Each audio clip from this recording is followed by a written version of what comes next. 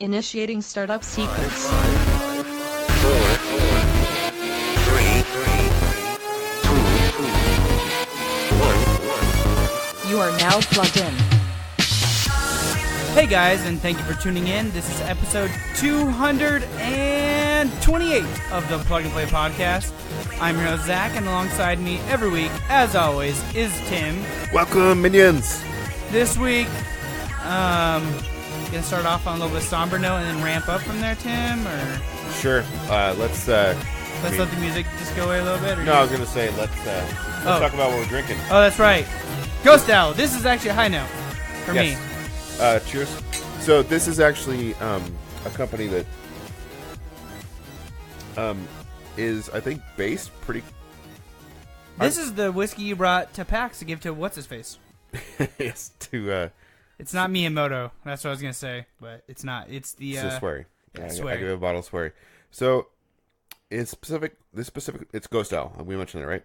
This Pacific Northwest whiskey from Parliament Distillery in Sumner, Washington is aged in quarter barrels for rapid aging process. In Sumner, Washington, you say? Yes. Oh, yes. There's some rye. It has a high ratio of Washington grown malted barley. It's aged for 4 years and bottled by hand at 45% ABV. Nice. The tasting notes here by Paul Belbusti says the nose is rather muted and closed on this whiskey. That's kind of a slam.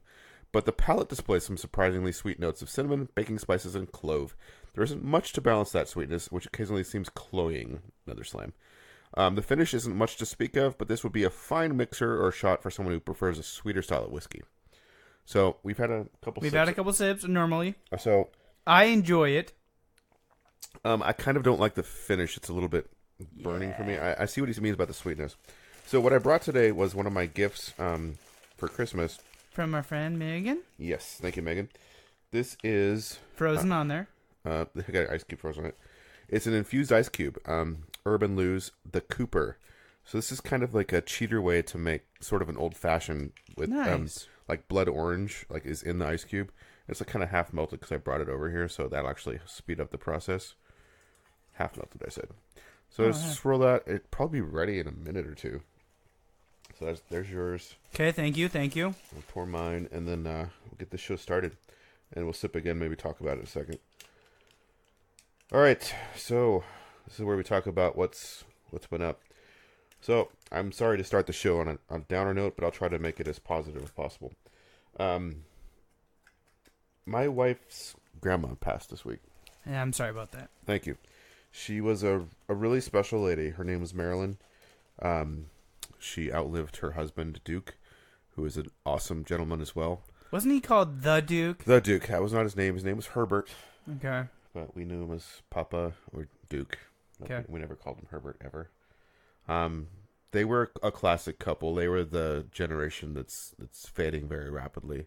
You mean like the fell in love super young, stay together through every fucking thing? Right. The boomer generation, the post-World War.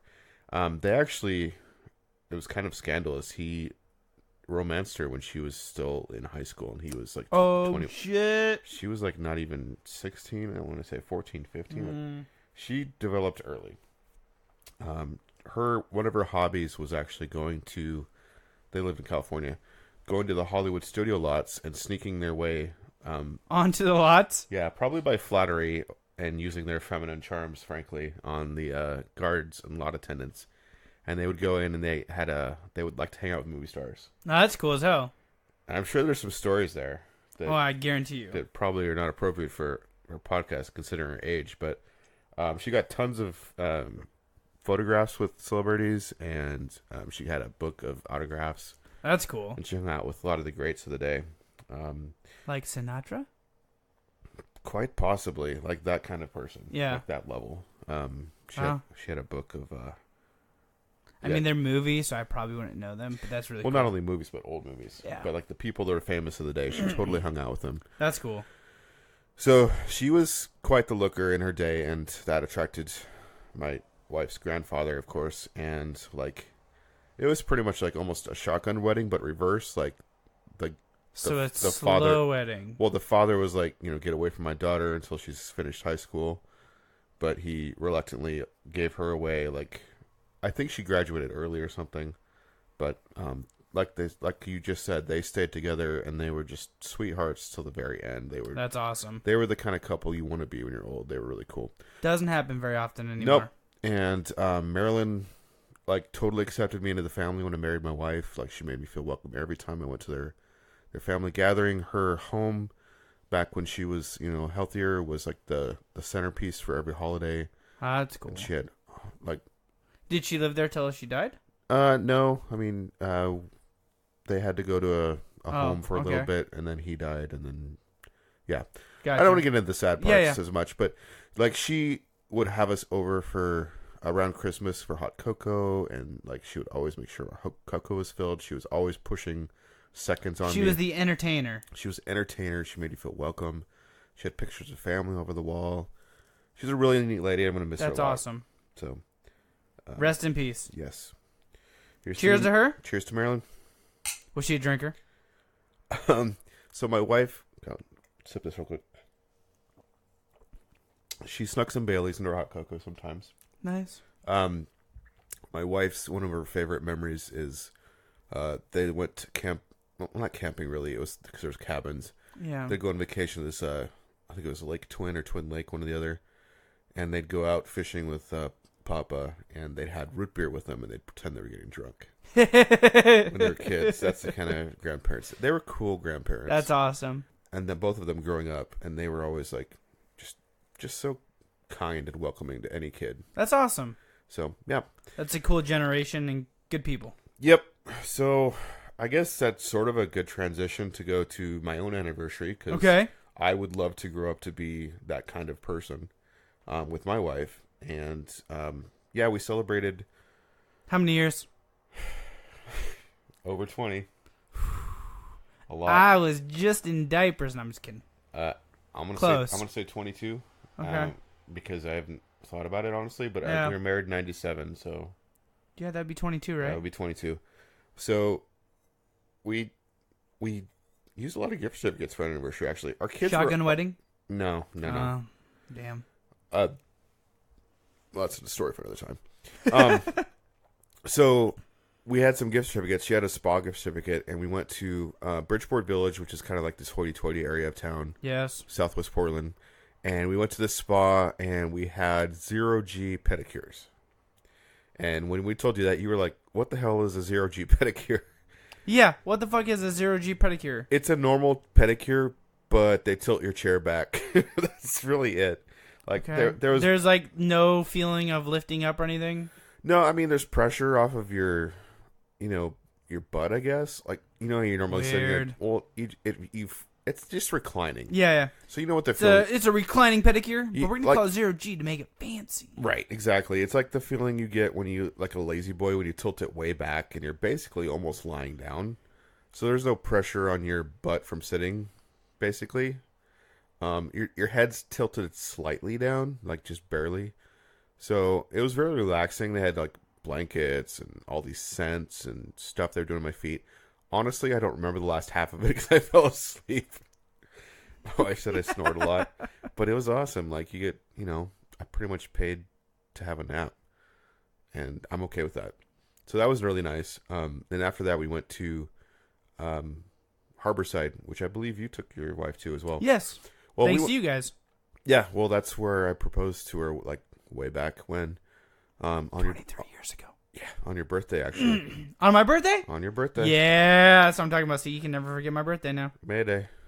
So, yeah, we went there, and we had another gift certificate from someone else. So that was cool. And we had this, like, New Orleans-style dish, and then, like, this sampler of, like, all these different seafoods, and some calamari, and a couple cocktails, including an old-fashioned. Nice. For me, and it was great. But then we went home because our kids were actually home from... They didn't have a school that day, so that kind of sucked. But we went out as a family after that and saw a movie, which brings me to the next part. I saw a lot of movies this week. Tim, why? I don't know. Tim, why? So I'm going to go through these, like, from most approachable to least approachable, I think. Okay. So the one we saw with my whole family was probably the most approachable. It was the story of, like, Queen, and more specifically... Oh, Bohemian Rhapsody? Yes, and it was pretty good. I think most people would enjoy that. Other movies I saw this week included, I went with my brother actually just last night and saw Battle Angel Alita. Okay. And that has the distinction of being the most watchable Western adaptation of a manga or Japanese comic book. What the hell? So, like, M. Night Shyamalan did a movie of Avatar a while back, and that sucked ass. I can't think of... Oh, maybe... Well, Final Fantasy is sort of Westernized, I guess. Yeah, I guess. Yeah. I think some Western studios were involved in that, and that also sucked ass. This was good. This was 2 hours. It was directed by Robert Rodriguez. Where'd you see this at? Home? No, we saw it. It just came out in the theaters, dude. Oh.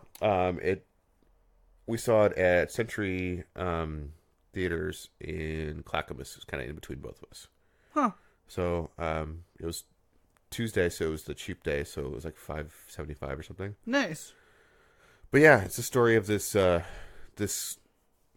kind of, I don't know what you call him. He's like a doctor, but he works on cyborgs, like people with like implants and stuff. Okay. And he's going through the junkyard and he finds like half of a robot body. It's not a robot, a girl, cyborg girl, and he discovers she's still alive.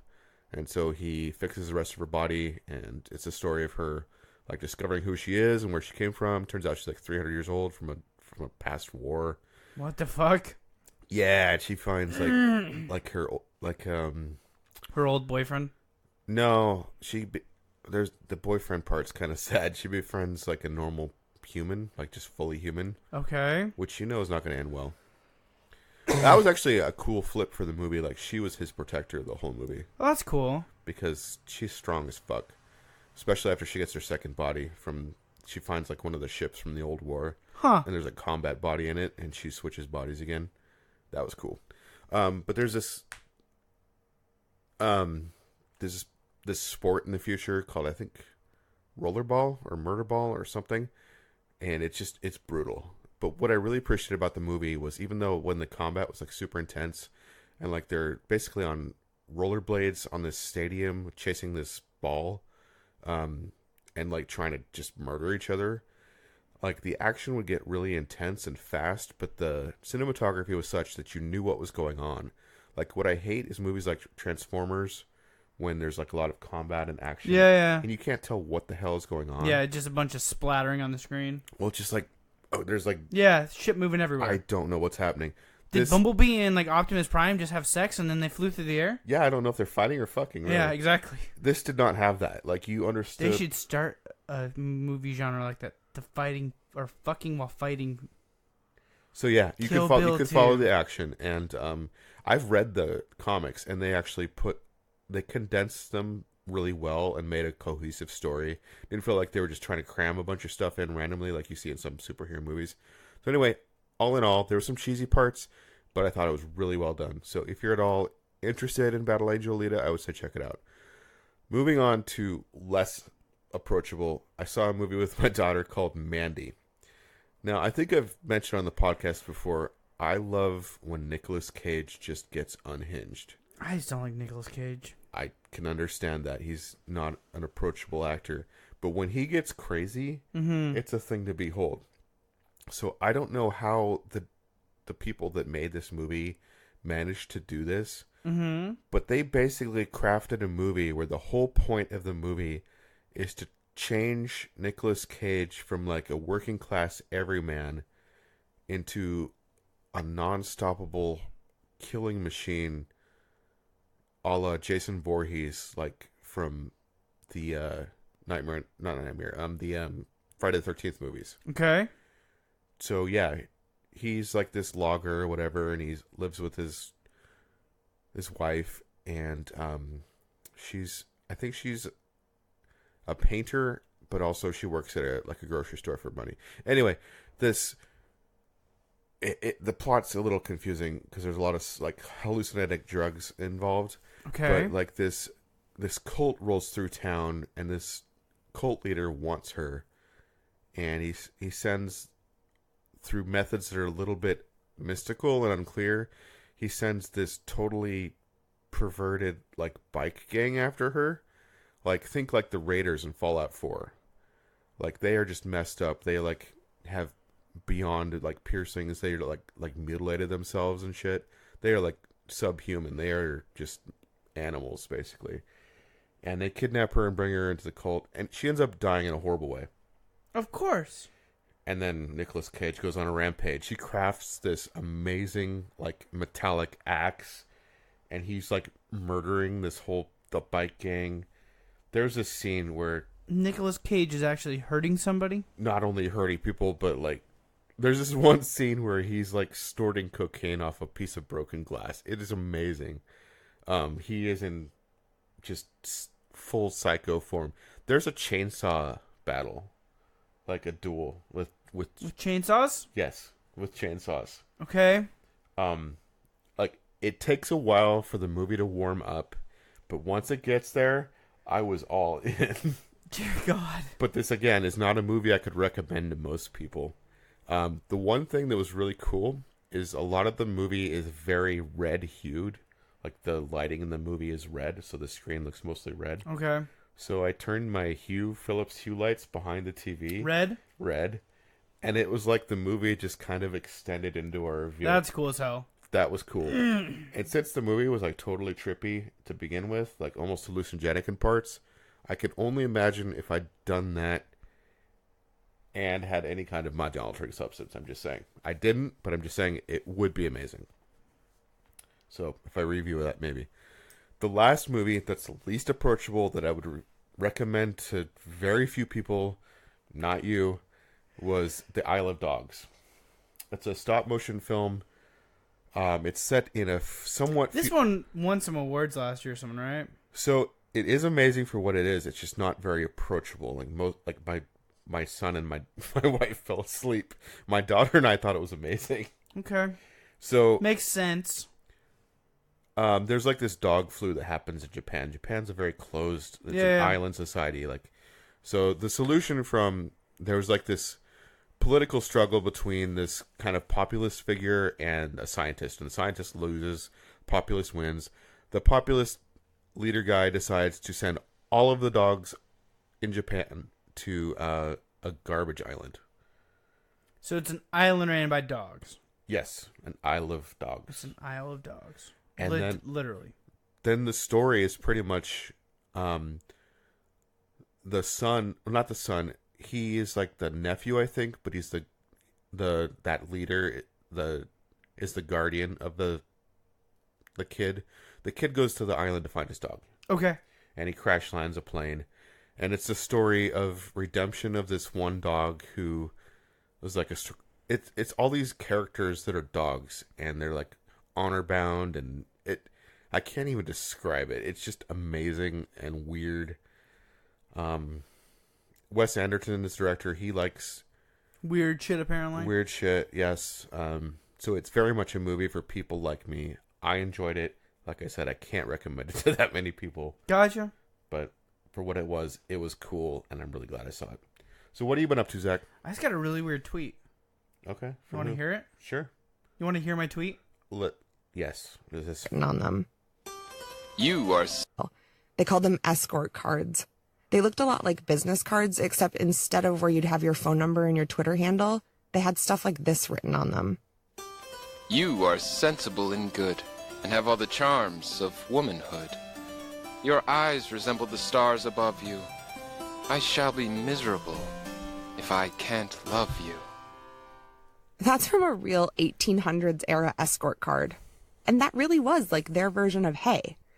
You couldn't... So somebody literally cut out 30 seconds of my own podcast and tweeted it back to me. Who the fuck does that? I mean, aren't you the guy that likes to leave actual escort cards? And yes, I do leave escort cards in random places. That is beside the point. Who went to my other podcast, cut out 30 seconds, and tweeted it to me? Do you not know this person? No. It's a bot.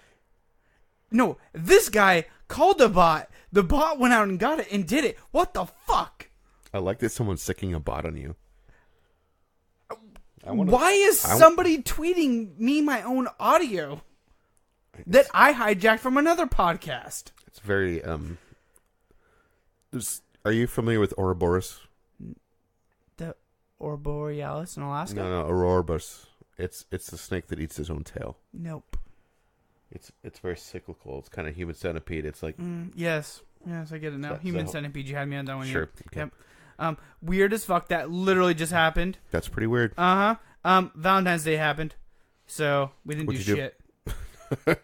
How romantic. Very. I mean, after all my sappy shit, that's a really great counterpoint. So Yep. thank you. I went and got lamb, and I made lamb on like Friday or Saturday night or something like that. My son's been sick, so it's like, Is he better? yeah, he's snotty again today. What the fuck? But yeah, He said no measles. yeah, no measles. And then been working out a lot for physical ability tests. I've been stressing the shit out of that. I've been bouncing off of you and your wife like nonstop every day. Yeah. I'm like, what the fuck do I do about this? And you guys are like, that it makes no sense. That's not a moral conundrum. It is too, goddammit. This is the reason why. You're still wrong about that, by the way. I was using the wrong word. Fuck you. You're going to be fine. You're going to do great. It's fine. But anyways, so that's all I've been doing. I'll have more news on that next week. Yeah, you're trying to do a thing. I'm trying to do a thing that takes a thing that does a thing. Okay, I feel guilty now. I went on and on about my movies, about...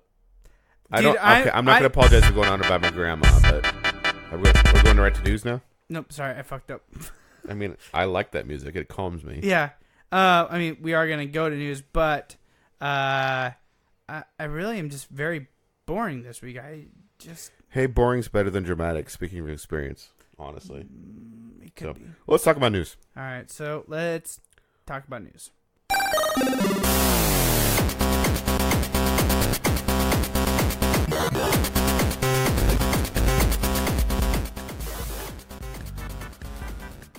Oh, Bethesda. What they do now? Awesome shit?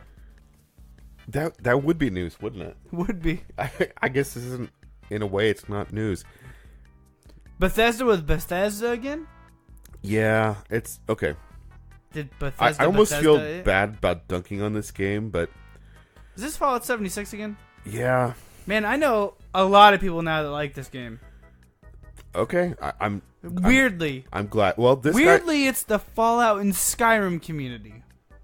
well, I mean that would That's be their their target demographic, audience. yeah. If they can't make those people happy, they're done. So, Jesus.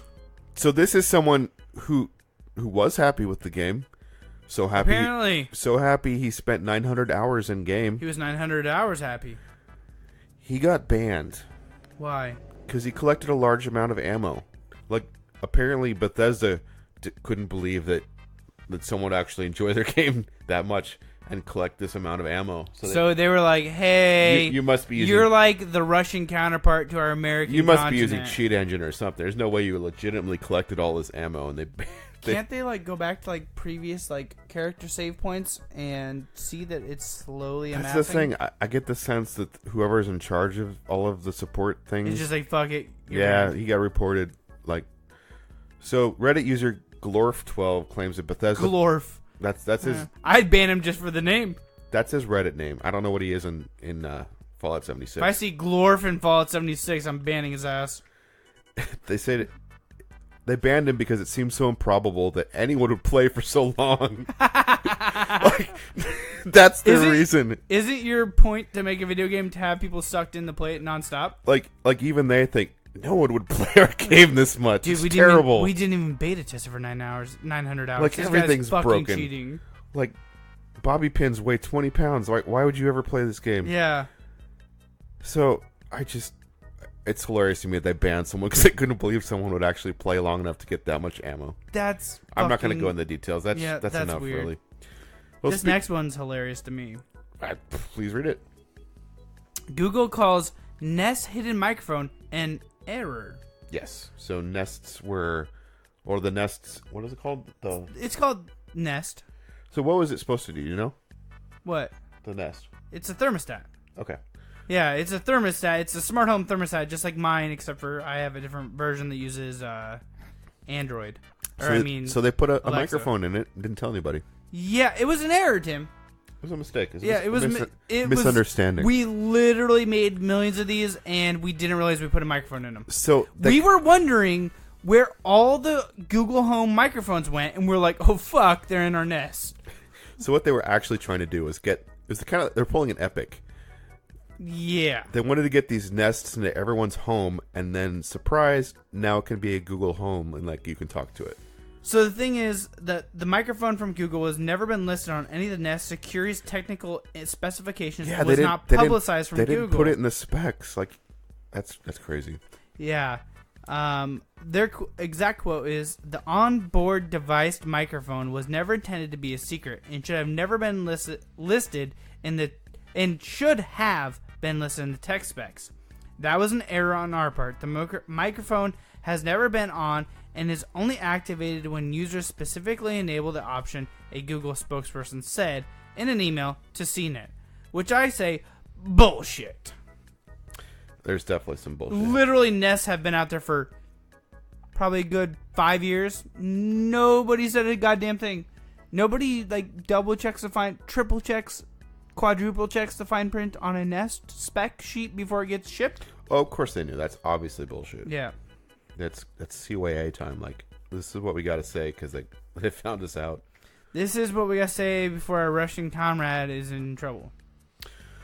Well, speaking of technology and things of such natures. Russian comrades. Not so much. This is more Japanese. Oh, okay. It's Japanese comrades. The end of a handheld era for Sony. The PlayStation Vita will soon end production in Japan. I'm surprised they're still making these damn things.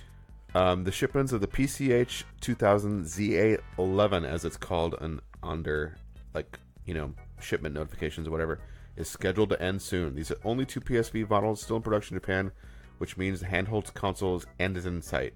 So this is also the last month for PlayStation Plus where you get a Vita game. So they are definitely phasing it out. Wow. So pour one out for your Vita if you have one.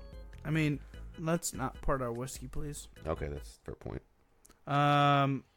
So that brings us to the end of our news. You wanna talk some tech? Let's talk some tech. Shall we? I'm everywhere. Just like the Google Nest microphone. Yeah, I'm everywhere. Nice. So I thought for this week, I think I probably mentioned this before in another tech talk, but I want to do kind of a retrospective. Okay. Or a post-mortem. Okay. Since it's dead. Of the PlayStation Vita. Zelda game's great. Actually, no Zelda games out. Actually, it is if you mod it.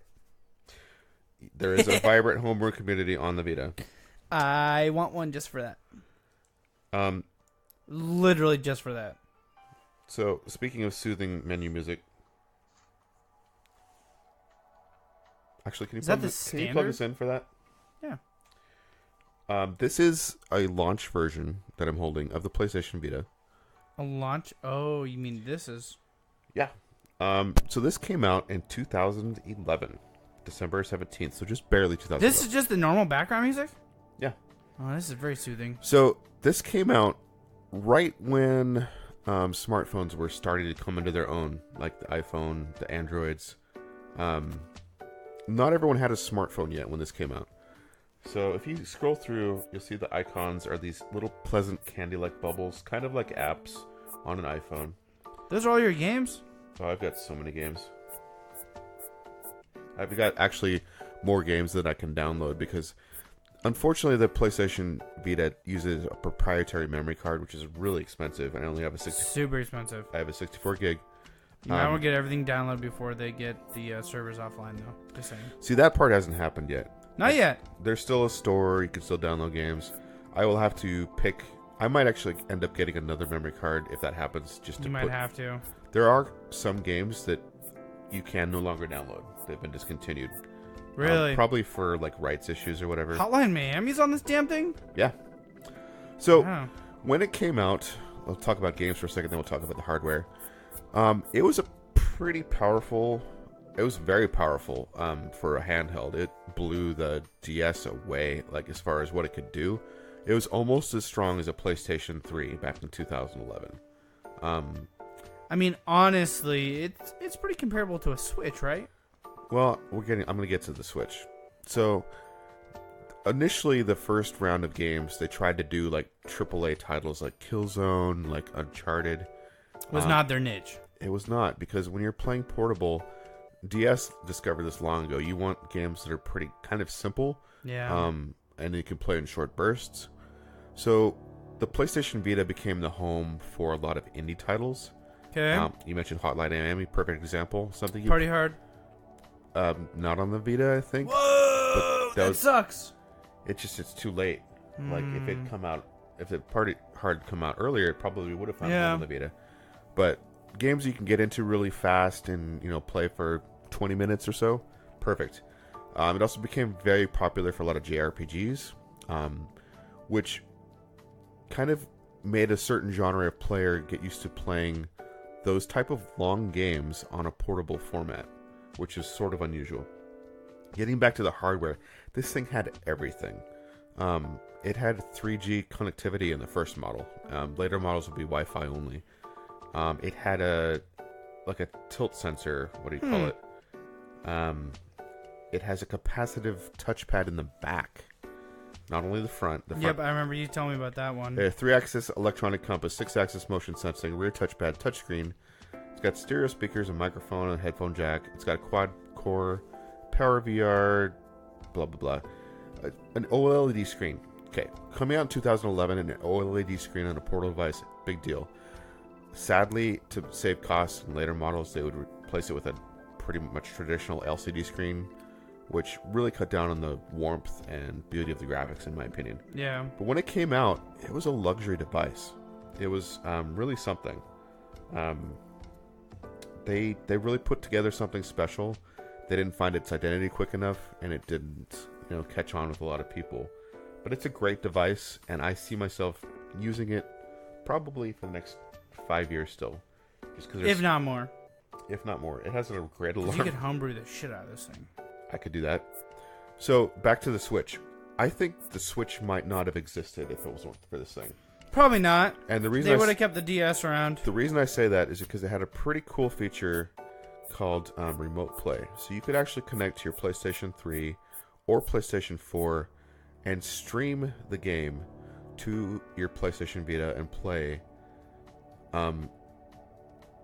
console games portably. Huh. Before the Switch, and it was a little bit rough around the edges. The streaming was kind of dependent on your internet speed, but like if you were playing an RPG and you just like Fallout 4 is a good example, and you just wanted to kind of level up and get some XP or get some more stuff, you could do that from your bed or wherever, and that's a cool feature. And I think it had to be part of the thought process of making the Switch, where something you could play on the big screen or portably. So I think it's a bridge device. I think it was amazing innovation for its time. I think it did a good job. And yeah. Good job, Vita. Good job. R.I.P. Vita. Just wanted to give it a shout out since this is almost like a tribute show in some ways. Kind of is. Let's take a break. A lot of shit's dying. Pour glasses out and down my throat. You really don't want to pour one out. No. I mean, okay, I'll pour one out. It's fine. We'll be right back. Alright, we'll be right back, guys.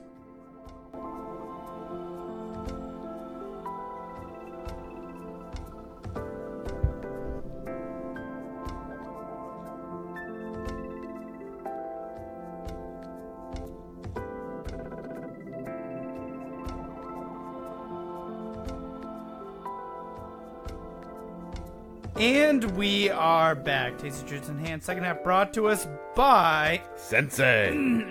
It is a Japanese whiskey. It is.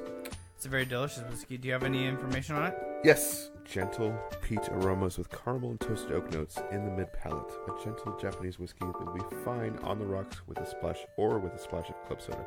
We're enjoying it with some rocks. We are. Thank you. Cheers. Cheers. It's very delicate. You ready to kick it? Let's kick it.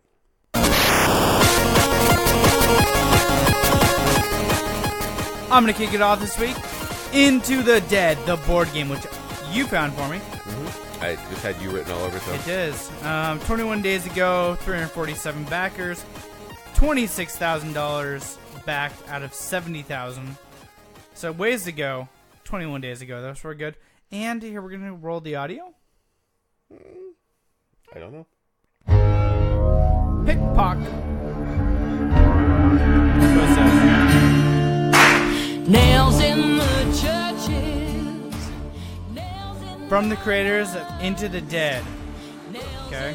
So, the smash hit mobile game franchise with over 100 million downloads. Wow, they're going quick.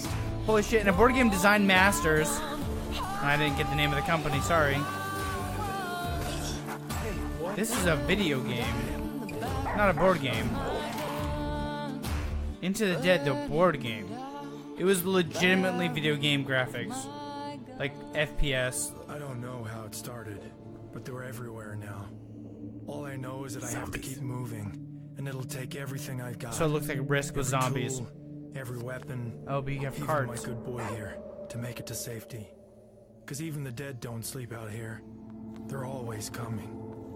You can't make it in this world without survival skills, and I got plenty of those. Chainsaw. I got a few tricks up my sleeve Can of food, too, because matches. It's not enough just to get to the farm. No, Hand grenade? I'm on a mission. Several, actually. And I can't show up there empty-handed. Equipment is cheap. There's missions you Life can do isn't. with cards. It's easy enough to get what I need, so I'd better Crossbow. use it. I want a crossbow.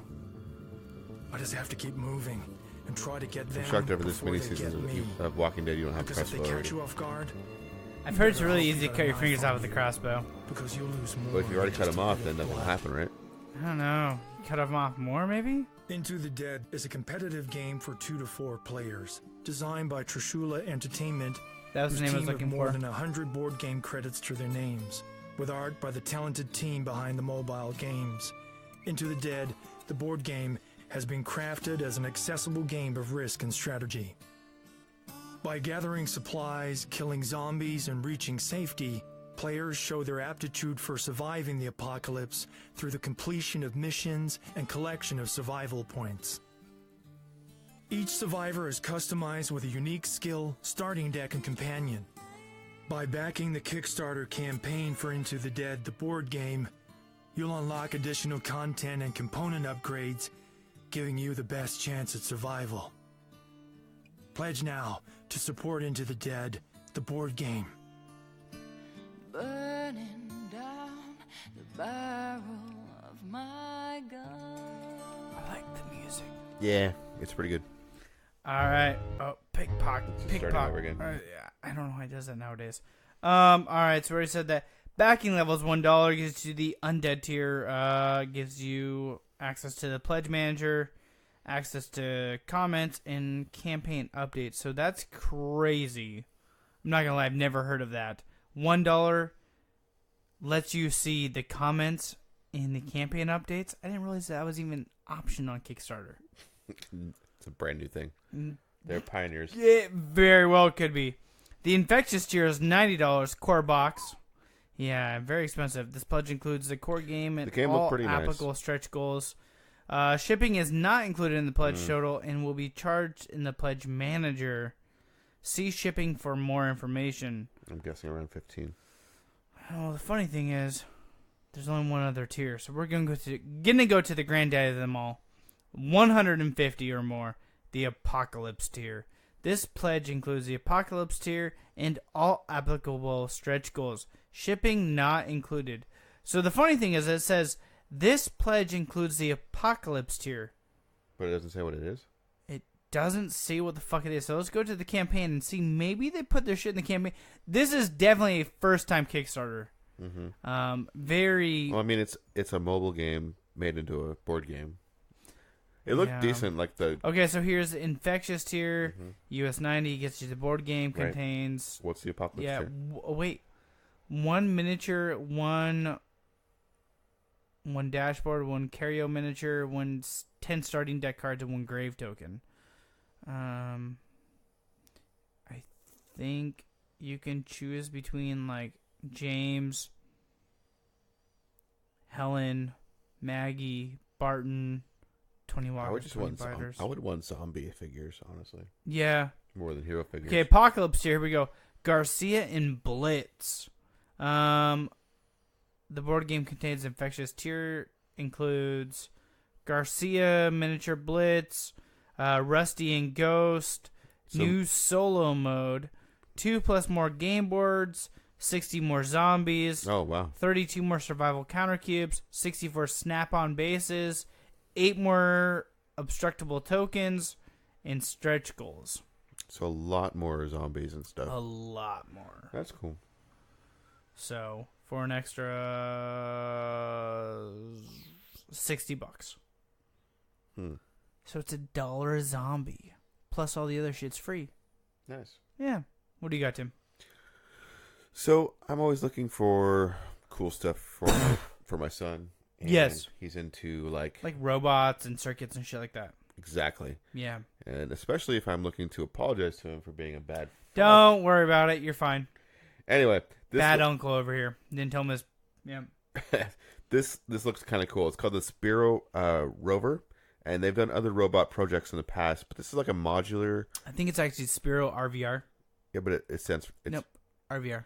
Well, let's play the video and see what happens. All right. What's up, Kickstarter? We're really happy to see you. Oh, camera 2? What's up, guys? That's cool.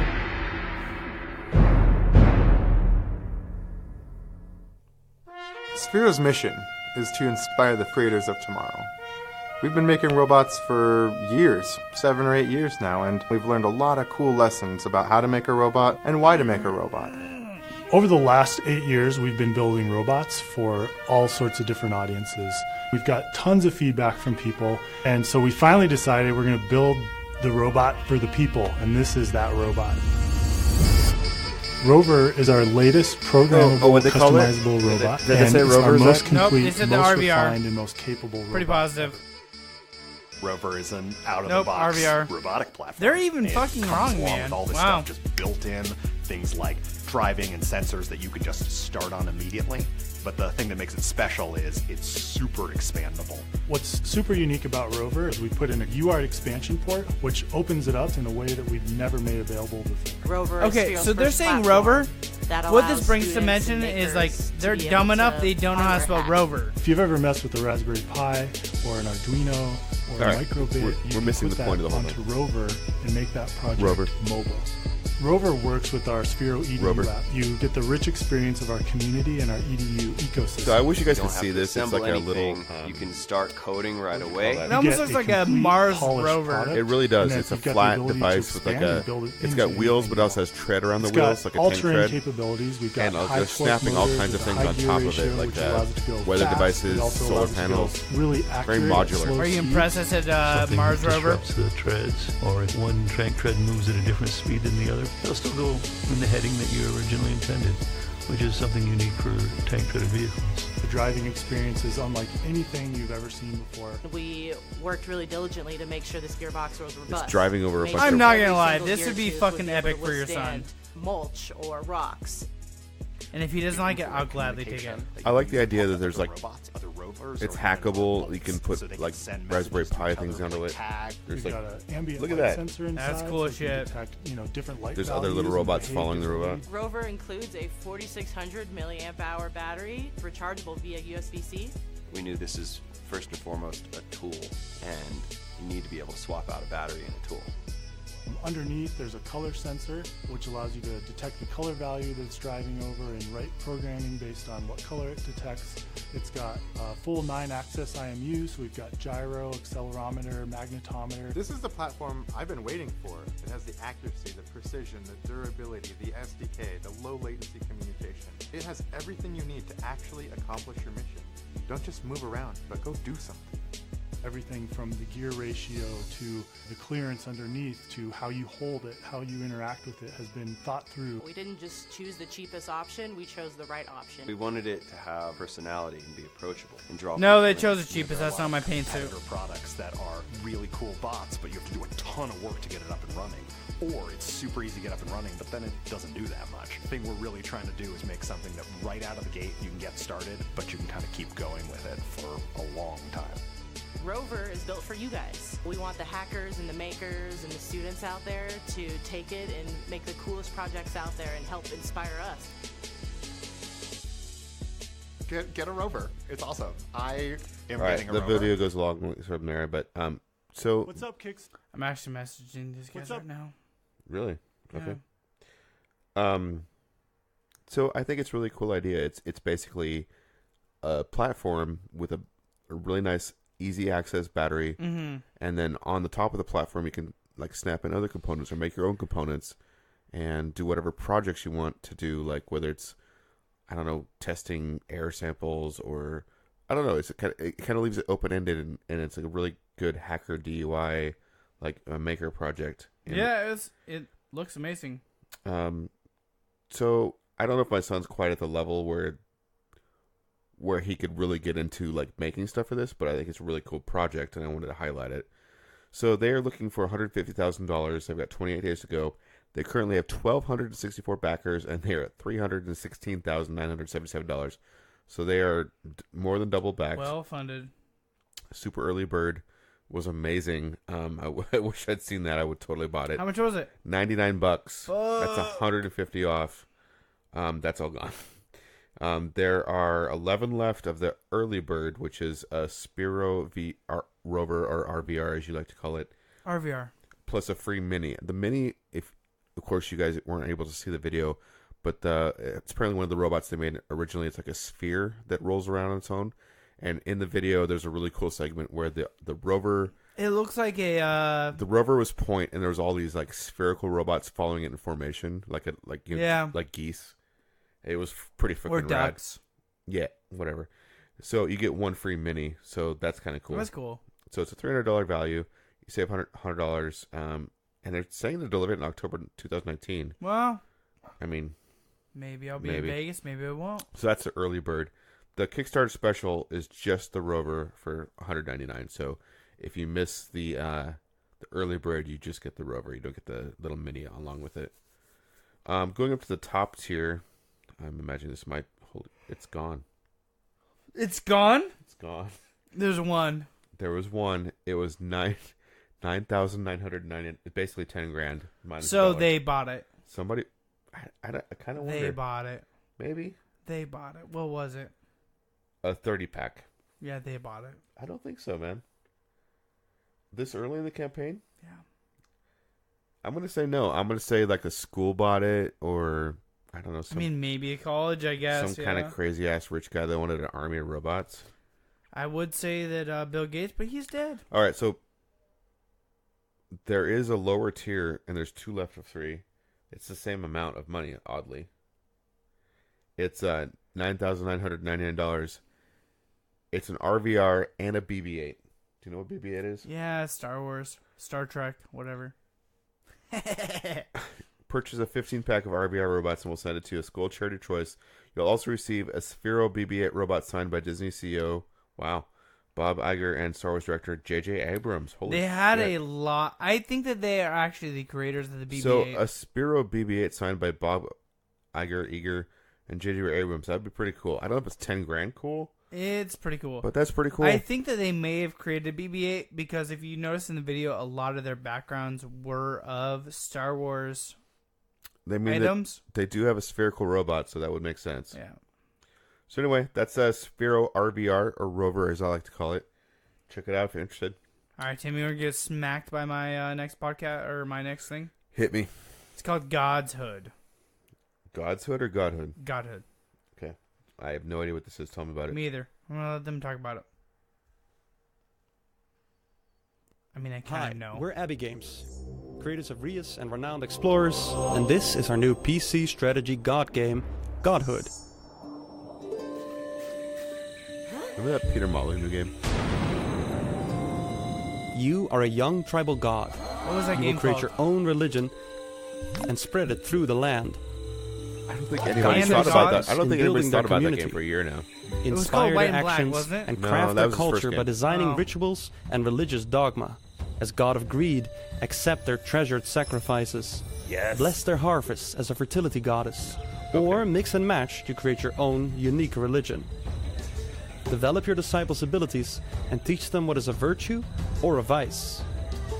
Prepare them for battle and convert other tribes through the ritual conflict called the sacrament. Grow your flock to increase your power and become the greatest god of all. Create your own religion. Here at Abbey Games, we take pride in building management games for hardcore strategists and newcomers alike. Since Rios, we've wanted to try our hands at making a god game again. And while we're big fans of games like Black and White or Populous, we wanted this one to be special, to give you the chance to truly create your own religion. And from that idea came godhood. We want you to be able to decide on virtues and vices, design your rituals, and watch your holy temple site grow over generations. Then challenge other tribes to spread your religion. Development is fully funded and well underway. But our vision for the game is massive, and we want to push it all the way to make it the most extensive god game it can be. Push it all and for that, we'll need your help. With your support, we plan to go all out in creating content for you to mix and match into your own unique religions. Meeting our primary goal will allow us the time and money to add all the ingredients to the game required for you to become an eldritch god with your own dark, secretive cult. That's what I But do. of course, the more funding we raise here on Kickstarter, the bigger the game we can make. We want to add new enemy gods, hero classes, buildings and temples, the list goes on. And since there are as many fantasies of godhood as there are players, we'll be looking forward to hearing what you'd like to see in the game as well. On certain tiers, you can even help us design parts of godhood. So, let's make godhood the god game we've all been wanting for years now. Giant penis statue. I'm sure that's viable. It's coming in 2019, ladies and gentlemen. Looks like a very PC game. It does. Says Godhood. 8 days ago, you guys will be able to get in on it if you want. 1,166 backers so far. There's $45,112 backed of $56,751. So pretty close. Pretty close. $29 gets you the Disciple, a digital copy of the game, Steam or DRM free on GOG, your name and the backer credits, and a Kickstarter exclusive skin for your Holy Site Center. 46 gets you the Elder, which is 3 exclusive in-game dedication skins. Golden Revelix, Rock Giant, and digital art book filled with concept, lore, digital soundtrack, so you can relax to the tunes, and a digital copy of the game. Granddaddy of them all, $1,136 US. Supreme God, oh Supreme One. To you we dedicate our very craft, and we love of God games. You get all rewards, including your name and your... Wait, what? Including you get to name... Oh, wait, what the fuck? This whiskey's hitting me, apparently. Or is it bad grammar? Or it might be bad grammar. You get... I think what they're saying is you get all rewards, allowing you to name an enemy disciple, design a dedication... Why would you want to name an enemy disciple? I don't want to name a god. I want to name a disciple. Okay. Well, then get that reward. And how much was this level again? And an advisory deity. You also get a bonus copy of the game, soundtrack, soundbook, 3 of all. You get 3 digital copies, basically. Okay. You get 3 of everything. I think naming something is more important than how many digital copies you get. That's very true. There's 1 of 3 left. Okay. And that cost almost $12,000. Or 1,200, sorry. Okay. Not $12,000. That's quite a bit different. Yeah, sorry. That's still a lot, but yeah. $12,000 is like whatever. Yeah. I mean, the last one was $10,000, but that's very true. But yeah, people were buying that level. Yeah. All right, what do you got? Zach, does your shit stink? My dog's does. Okay, well, as long as you won't admit it, but that's fine. But this is a product that will help. I think you have something like this. No, not really. Let's go ahead and let the video tell us what this amazing product's called. Toy Pal I share a is. bathroom with a man who eats burritos twice a day. And it complicates things. You never know what to expect. There's a middle-aged woman looking very tried disgusted. Everything, but he never uses them. He doesn't care. And then I discovered something. Something that gave me hope. Made me stronger. She's clenching her fist. It gave me confidence. She's drawing back her foot. Confidence. Kicking the door open. To to walk into my own bathroom. She got without knocked out by fear, the smell of shit. Without anxiety. Just kidding, not yet. On my own terms. Like I own the place. What the fuck is that? That's This the Toy Pal. Is Toy No, Pal. that fucking hole in the side of the toilet. I don't know. Their Fuck is their that? toilet's weird.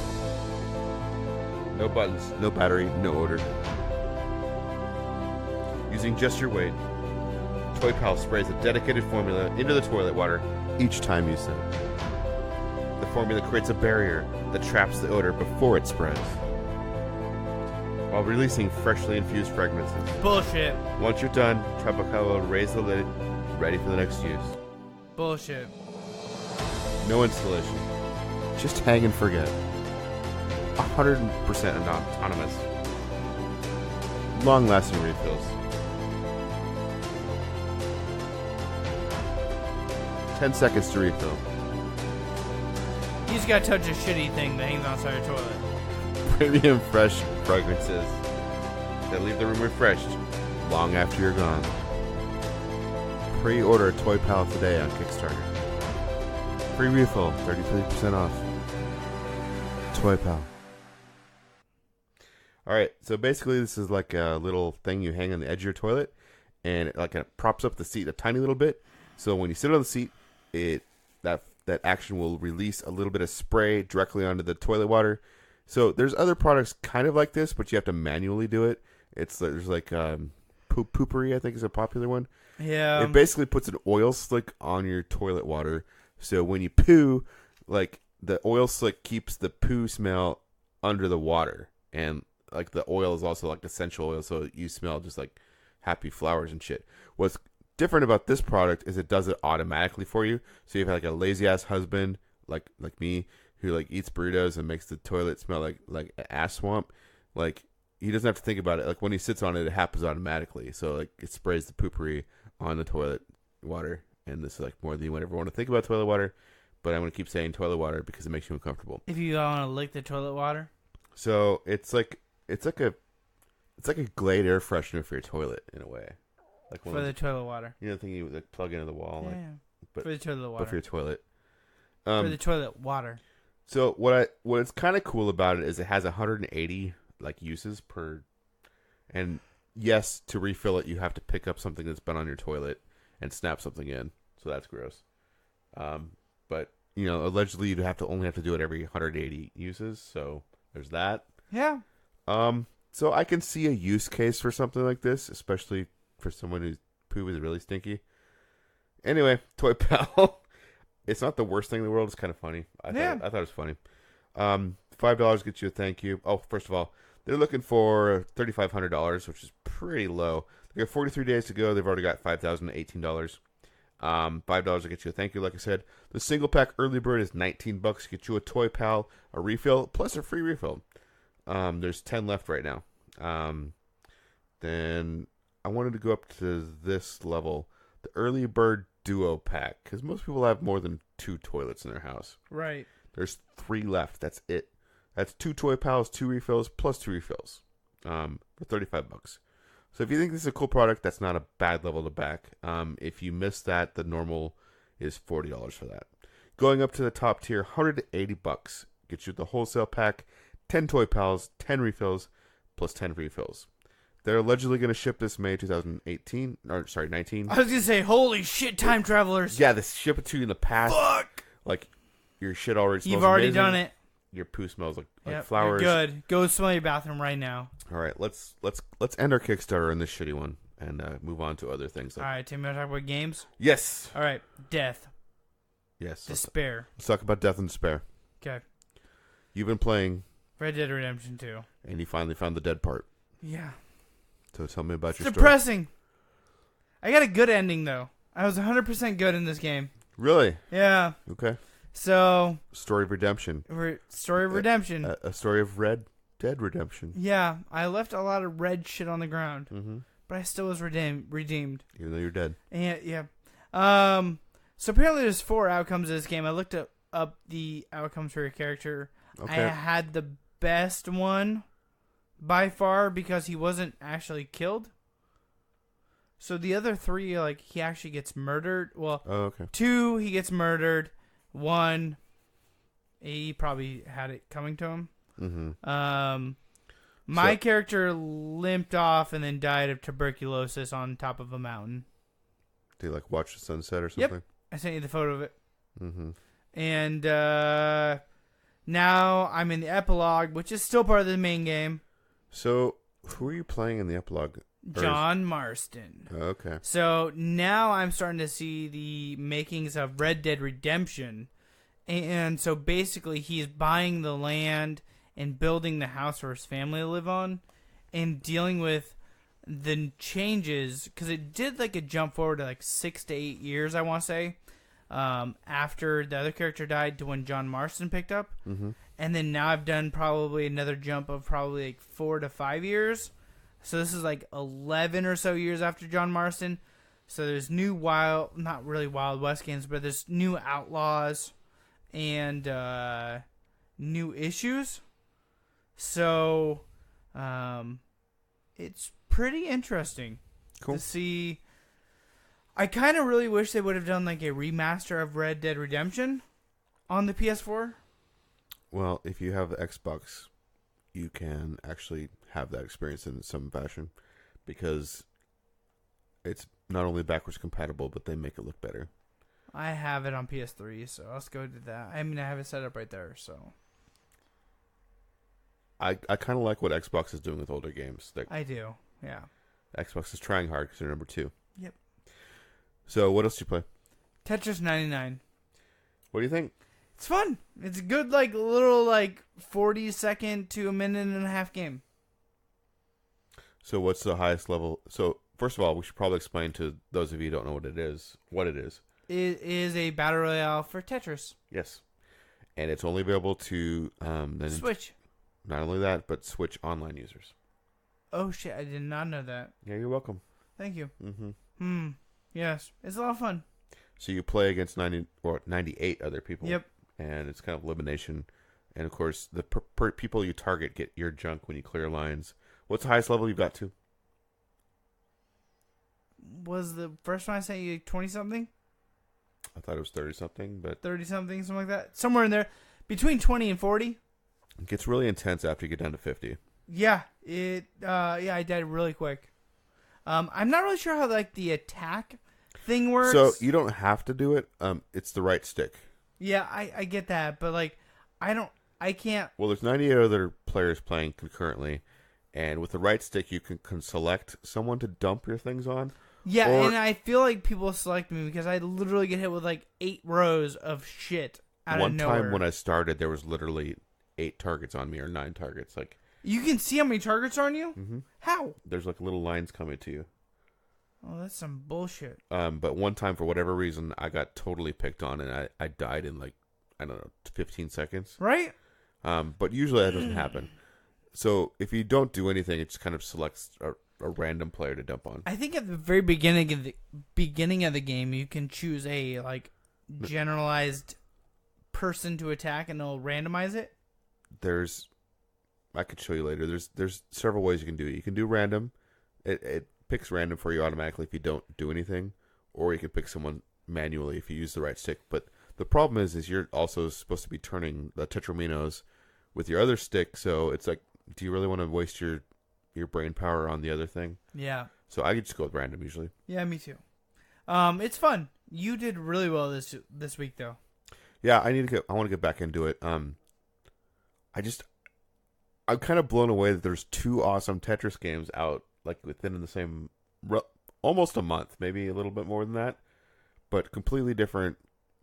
Like, one's like super fast paced and competitive, and the other one's like meditative and kind of trippy and existential in a way, with the music and the everything's connected motif. Yeah.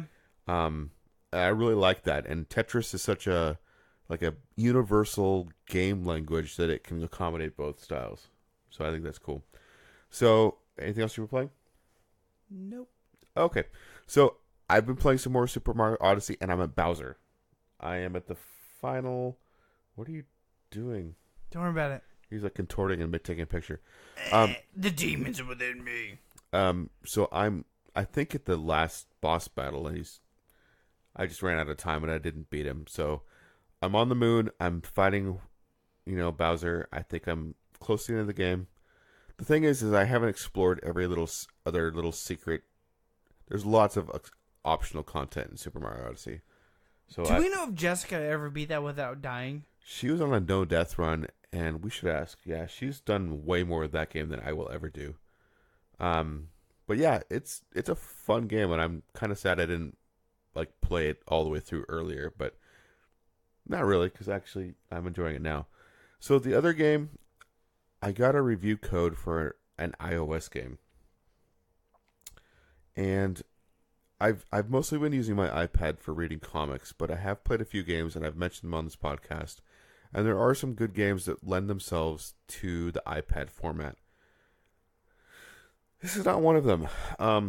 So I think this game might be enjoyable a little bit more on PC or even Switch or PlayStation 4, something with a little more horsepower, but I'm running into some technical issues on this platform that really detract from the game.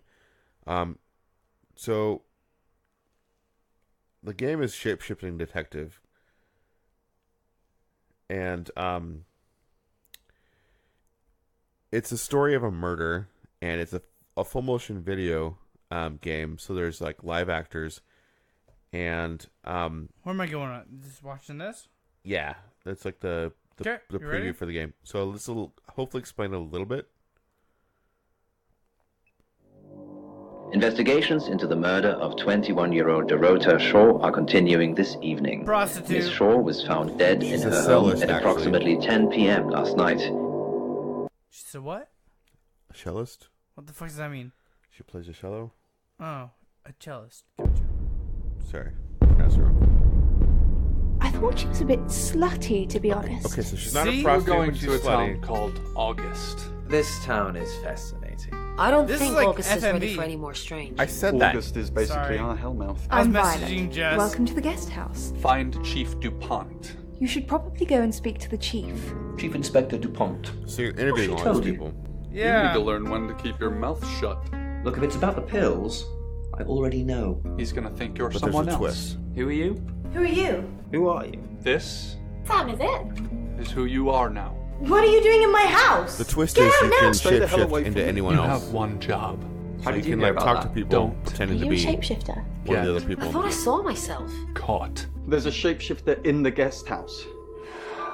August's gone crazy tonight. Get off me! Do you see what I see? People look like tiny rainbow outlines. Just a dead girl who looks alive. Aliens would be normal right now. How can you want to sleep with me? I could be a satanic cultist behind closed doors. Did you kill?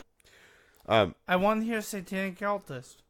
So there's all these characters, and you're interviewing them. Okay. And you can either be yourself, which is called Sam, and it's actually interesting because it's not determined whether that's a male or female. Okay. And they don't really indicate by initially the conversations whether they're interacting with a male or female.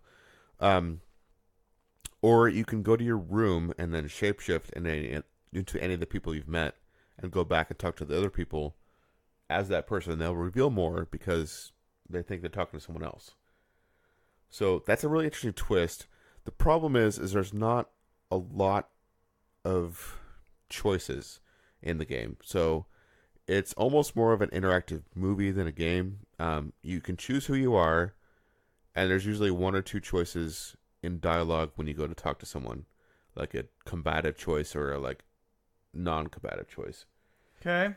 So what becomes frustrating with the game is to progress, you have to kind of figure out who you need to pretend to be and who to talk to as that person.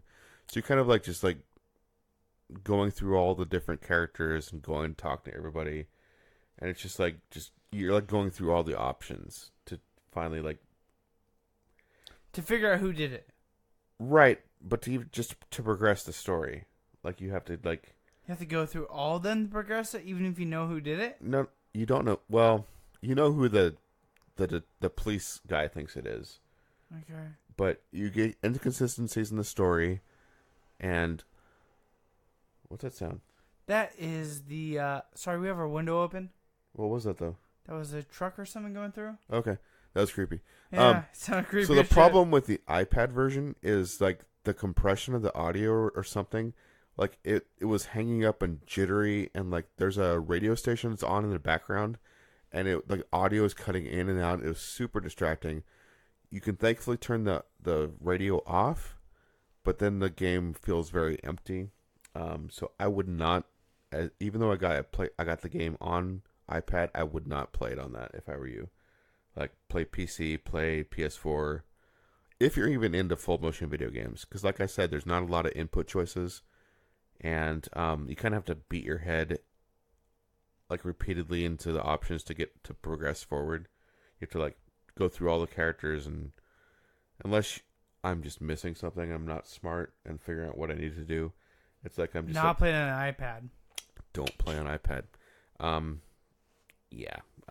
The video stutters and the audio stutters really bad. So weird. Not really. It's an iPad. And you're dealing with like video, so Shapeshifting Detective. It's an interesting premise. I wish I'd played it on PC instead of iPad, but there you go. So those are the games we've been playing. Once again, we have new game releases. Are you ready to do this? Yes. Thanks again to Gavin Sheehan of Bleeding Cool. You ready? Yep. Almost there. The platformer, PC, PS4, Xbox One. Blaz Rush Switch Death and Request Deluxe Edition. I like the next one. Hacky Sac PS4. Hacky Sac. Can you Google that for me really quick, Sure. please? Pode PS4. Rhyme 9000 PS4. I don't know why my mic's not picking up on me. It sounds like I'm talking in the ears.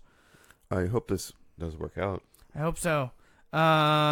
Steins Gate Elite PS4, PC, Switch, Unexplored Unlocked Edition PS4, Yakuza Kiwami, which is awesome PC, Daggerhood Xbox One, Farm Together PS4, almost there, the platformer Switch, Origami Switch Shadow Edition, Devil Engine PC Switch, Gigantic Army Switch, Hell Warders PS4 Switch, QUBE2 Switch, the Journey Down Trilogy Switch, Warplanes WW2 Switch, Dogfight, X-Morph Defense Switch, Anthem PC, Xbox One, PS4. Hopefully Anthem lives up to the hype.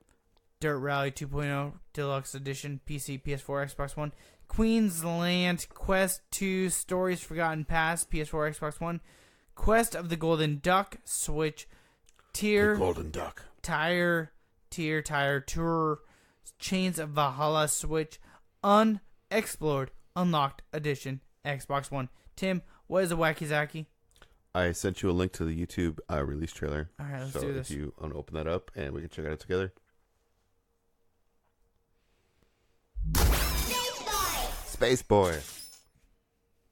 From the creators of Ink. Never heard of it.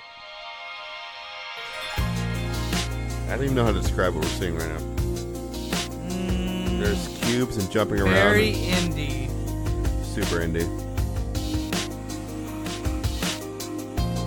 I'm going to sue them for copyright infringement. That's my name. Okay, well, they didn't spell it the way you spelled your name. They spelled the K. Oh, they have a good point So there. you might not have a case. Fucking dicks. Sorry, bud. Have to make you millions another way. All right. Well, until next week, guys, don't forget to check us out at thebuttonsmashers.com, facebook.com/plug-and-play show, Twitter and Instagram at plug-and-play-gamer. No, wait. Twitter and Instagram at plug-and-play show, sorry. Dope. Until next week, don't forget to prime and shine.